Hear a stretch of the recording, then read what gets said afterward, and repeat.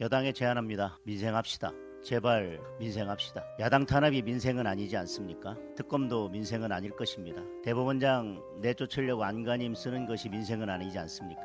내란 특별부 재판부 만들겠다는 것도 민생은 아니지 않습니까? 대통령이 재난 현장을 외면하고 예능 출연하는 것 민생은 아니지 않습니까? 추석 앞두고 전 방통위원장을 불법적으로 체포하는 것 민생 아니지 않습니까? 머리를 맞대고 강구합시다. 이재명 정부는 민생을 살린다는 명분을 앞세워서 7월에 소비 쿠폰을 뿌렸습니다. 국민 혈세를 마구 뿌렸는데 8월 소비 판매는 오히려 전월 대비 2.4%가 줄었습니다. 지난해 2월 이후 최대 감소폭입니다. 이재명 정부가 세금으로 뿌린 소비 쿠폰, 지역화폐, 각종 포퓰리즘 지출은 결국 미래 세대의 부담으로 돌아오고 있습니다. 국채 발행 규모가 눈덩이처럼 불어나고 있습니다. 내년 국가 채무가 처음으로 1,400조 원대 진입하면서 태어나자마자 아이 한 명이 2,830만 원의 빚을 떠안게 되는 셈입니다. 미국과의 관세 협상도 한 발짝도 진전이 없습니다. 고율 관세로 환율이 급등하고 있습니다. 여기에 우리 철강의 최대 수출처인 EU마저 철강 관세를 50%까지 올린다고 합니다. 이뿐만이 아닙니다. 정부의 잘못된 부동산 정책으로 서울의 부동산 가격이 상승하고 있습니다. 나날이 오르는 집값을 보면 국민은 이제 내 집 마련의 꿈을 포기하는 지경에 이르렀습니다. 좌파 정권은 곧 부동산 폭등이다라는 말이 하나의 공식처럼 굳어졌습니다. 왜 좌파 정권만 들어오면 부동산이 폭등하는 것인지 도저히 이해할 수가 없습니다. 불안하고 믿을 수 없는 정부에 국민이 분노하고 있습니다. 특히 이 나라의 기둥인 2030 청년들의 분노는 이제 한계점을 넘기 시작했습니다. 문재인 정권부터 좌파 정권만 들어서면 자행되는 현금 살포성 포퓰리즘, 부자 동네의 부동산 폭등, 반기업 친노조 성향이 주요 원인으로 판단됩니다. 이재명 대통령이 조금이라도 민생을 생각한다면 우선 여당부터 제대로 잡아야 합니다. 이번 추석 연휴에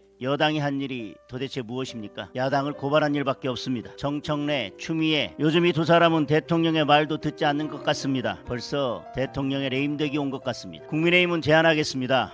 첫째, 민생과 미래를 위해 국가의 재정 건전성 확보를 위해 이번 정기국회에서 반드시 재정 준칙을 도입합시다. 둘째, 가장 시급한 문제인 관세 협상 함께 해결합시다. 정부 여당이 지금까지의 관세 협상의 내용을 공유한다면 국민의힘은 지금의 위기를 넘는데 함께 힘을 보탤 것입니다. 국민의힘이 제대로 싸우겠습니다. 개헌 저지선을 가지고 있는 제1야당답게 여당보다 유능한 제1야당답게 이재명 정권을 조목조목 비판하고 견제하겠습니다. 107명 국회의원 전원이 민생 싸움꾼이 되어 국회와 민생 현장을 누비며 치열하게 싸우고 충실한 대안을 제시하겠습니다.